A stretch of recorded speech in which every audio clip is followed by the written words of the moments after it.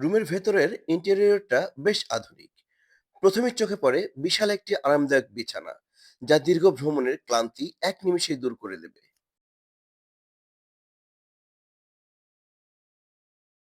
রুমের এক কোণে রাখা হয়েছে সুন্দর একটি কাঠের ওয়ার্ড্রপ, যেখানে পিলো সহ প্রয়োজনীয় জিনিসপত্র দেয়া আছে।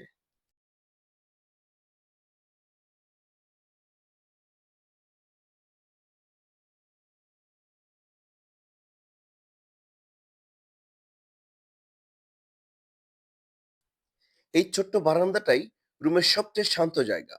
দরজা খুললেই কক্সবাজারের হাওয়া আর কিছু মুহূর্ত নিজের জন্য। এই জন্যই ভ্রমণটা বিশেষ হয়ে ওঠে। রুমের এক কোণে রাখা হয়েছে একটি সোফা এবং কর্নার শেলফে আছে একটি টেলিফোন সেট। আছে একটি সাইড টেবিল। বিনোদনের জন্য ওয়ালে হ্যাং করা আছে একটি বড় স্মার্ট টিভি, যেখানে সোফায় বসে খুব আরাম করে মুভি বা নিউজ দেখতে পারবেন। ওয়াশরুমটা দেখি কি অবস্থা।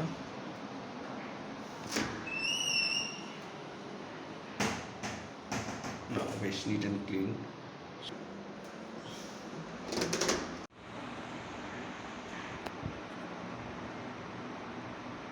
বাট আমার কাছে ফুললি ডে লাইটের চেয়ে এই অ্যাম্বিয়েন্টটা ভালো লাগতেছে এই আলোতে।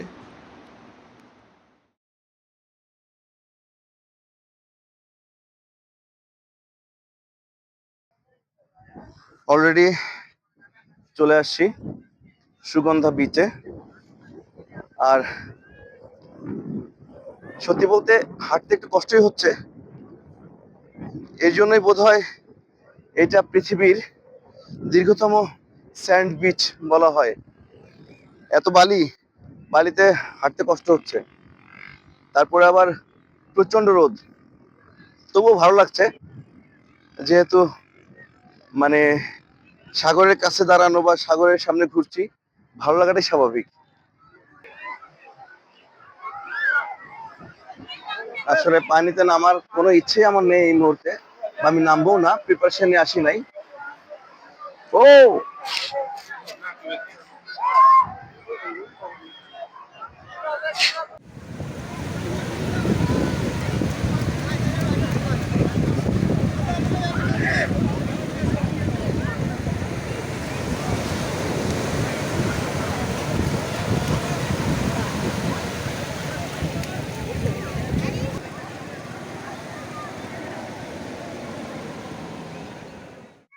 এটা একটা প্লাস্টিকের দৈত্য বা কি বলে এটাকে, যে মূর্তি বানানো হয়েছে, কারণ এটা একটা মেসেজ দেওয়া হয়েছে যে আমরা অনেকেই সাগর পাড়ে এসে কোল্ড ড্রিঙ্কস খাই, এটা সেটা খাই, খেয়ে বা চিপসের প্যাকেট সবগুলো আমরা ফেলে দেই সাগরের পানিতে। তো আসলে এটা আমাদের পরিবেশ নষ্ট করে বা পরিবেশ দূষিত করে। ওইখানে দেখবেন লেখা আছে দানব প্লাস্টিক। এটা অন্ধকার হলে বা রাত হলে দেখতে পাচ্ছেন চোখ দুটো অনেক সুন্দর, মানে অনেক সুন্দর না, মানে ভয়ঙ্কর সুন্দর আর কি, যে লাল হয়ে জ্বলে। মানে বিষয়টা এটাই বোঝানোর চেষ্টা করেছে সবাই, মানে সবাইকে, যে আমরা যেন সাগরে বা পানির মধ্যে আমরা এই টাইপের বোতল বা কোনো কিছু না ফেলি। এই রোদের মধ্যে ঝাউবনটাই একমাত্র ঠান্ডা আর ভালো লাগছে। কি মামা শশা বিক্রি করছেন? মাছি পড়ছে তো। কত করে এগুলা? না কম আছে? কম নাই? তাহলে ভালো দেখে একটা আমাকে সিলে দেন। সিলাটা খাবো না, আপনার সিলার গুলোতে মাছি পড়ছে অনেক। দেখুন একেবারেই তরতাজা ফ্রেশ শশা। আমরা টু বি ফ্র্যাঙ্ক, যে হ্যাঁ, আমরা ঢাকাতে খুব কম পাই এত তরতাজা বা এত ফ্রেশ শশা। এগুলো দেখতে পাচ্ছি, এটা দেখতে পাচ্ছি এখানে পেয়ারাও আছে, জলপাইও আছে। ভালোই লাগছে আসলে। এটা কি আপনি এইমাত্র ছিলে দিচ্ছেন? দেন একটু লবণ দেন। শশা খাই একটু, যদি আল্লাহ পাক খাওয়ান। বিসমিল্লাহির রহমানির রহিম।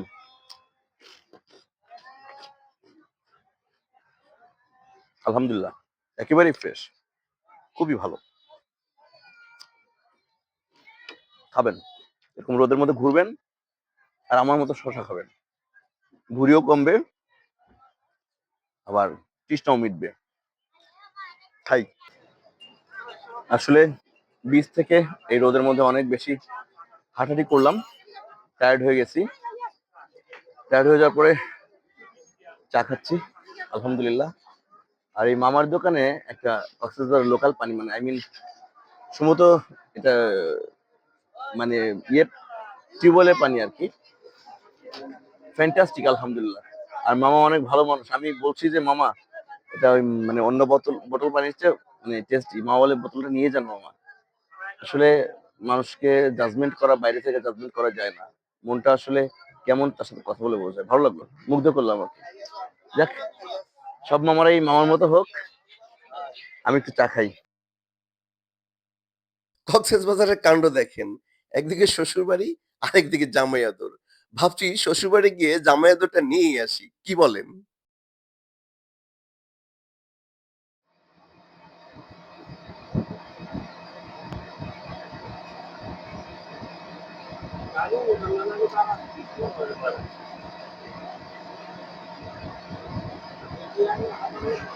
আসলে এই রাস্তাটা এত সুন্দর লাগে আমার কাছে যে আমি ক্যামেরা বন্ধ করতেই পারছি না। ভালো লাগছে। আর পাশে পাহাড়, মাঝখানে খুব সুন্দর চওড়া প্রশস্ত রাস্তা।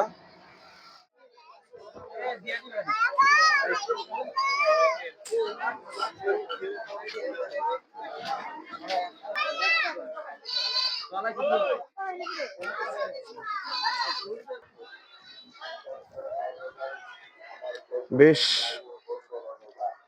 মানে খাড়া একটা পাহাড়। আসলেই প্রচন্ড কষ্টকর একটা বিষয়। যারা হার্টের রোগী আছেন বা বয়স্ক আছেন তারা আসবেন না। আমি আসবেন না বলা ঠিক হলো না, না সেটাই ভালো হবে। আমাদেরই অনেক কষ্ট হচ্ছে। আচ্ছা, উপরে গিয়ে দেখাচ্ছি। পাহাড় পছন্দ করেন না সাগর? দ্বিধাদ্বন্দ্বে ভুগছেন না? পাহাড়ে যাব না সাগরে যাব, কোনো সমস্যা নেই, এখানে দুটোই পাবেন। এক পাশে পাহাড়, এক পাশে সাগর। আসলে আমরা দেখি, আসলে হিমশিমটা এমনই। যারা জানি তারা তো জানি, যারা জানি না তারা জেনে নেই। সমুদ্রের উপরে হচ্ছে সোনা গুলিয়ে রেখে দিয়েছে, কারণ শেষ বিকেলের আলো এসে সমুদ্রের উপরে পুরো সোনালি আলোর আভা ছড়িয়ে দিয়েছে।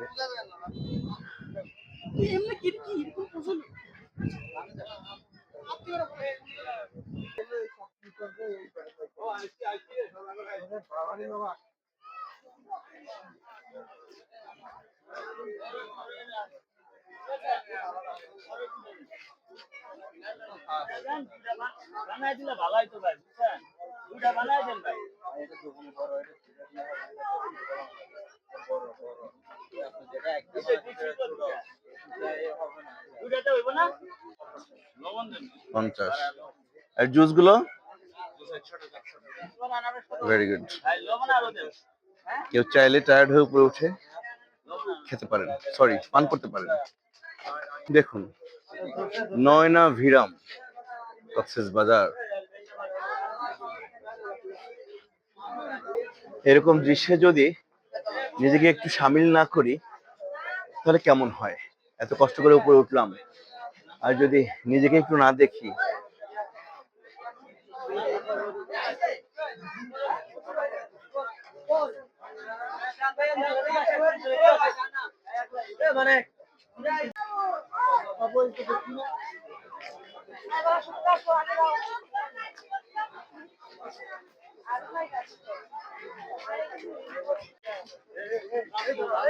ফাইনালি নিলাম একটু তরমুজ। আসলে এখানে অনেক ধরনের ফ্রুটস আছে, দেখতে পাচ্ছেন।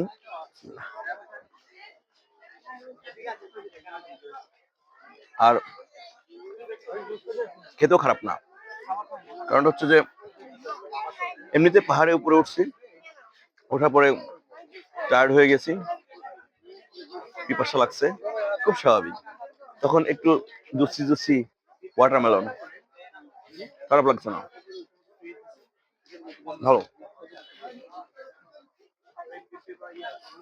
প্রত্যেকটা ফ্রুটসই একটু ট্রাই করে দেখছি, ভালোই লাগছে।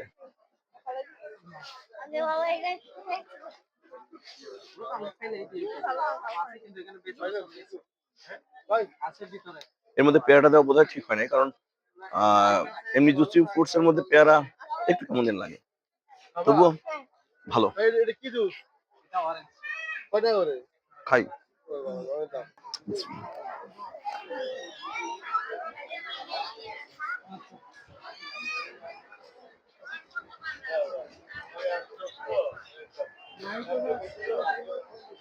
কোকোনাট শেক ফ্রেশ, ভালো, বাট আমার মনে হচ্ছে আরেকটু ঠান্ডা হলে আরো ভালো হতো।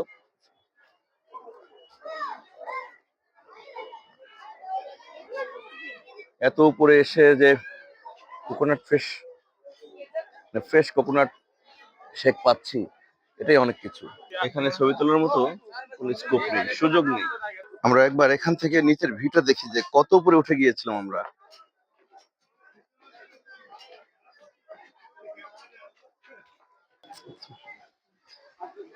এখানে ঝর্ণা আছে।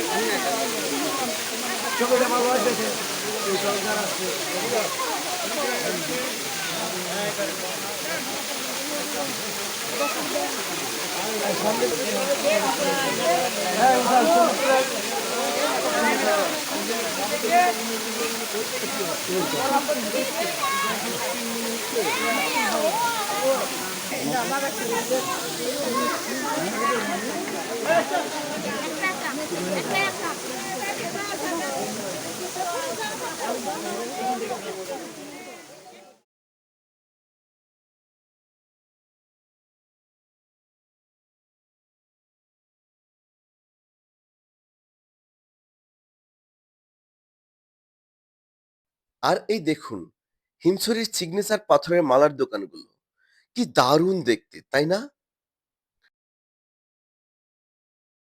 নীল, বেগুনি আর ভাইব্রেন্ট কালারগুলো দেখলেই মনটা ভালো হয়ে যায়। সাগরের কোল থেকে আসা এই পাথর আর ঝিনুকগুলো যেন হিমছড়ির এই ট্যুরটাকে আরো রঙিন করে তুলছে।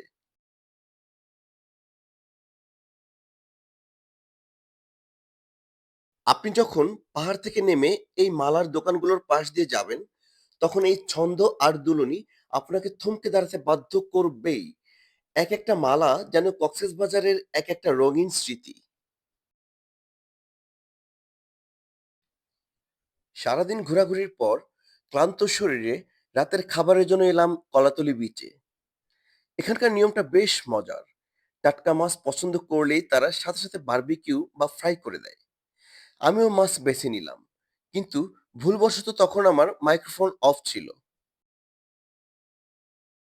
আর এই শীতের রাতে ঠান্ডার মধ্যে যখন গরম গরম ফিশ ফ্রাই আর ক্যাপ ফ্রাই নিয়ে খেতে বসলাম, ঠিক তখনই ক্যামেরার চার্জ শেষ হয়ে গেল। তাই খাবারের ফুটেজগুলো আর নেওয়া হয় নাই। দিন শেষে একরাশ ক্লান্তি আর তৃপ্তি নিয়ে হোটেলে ফিরলাম।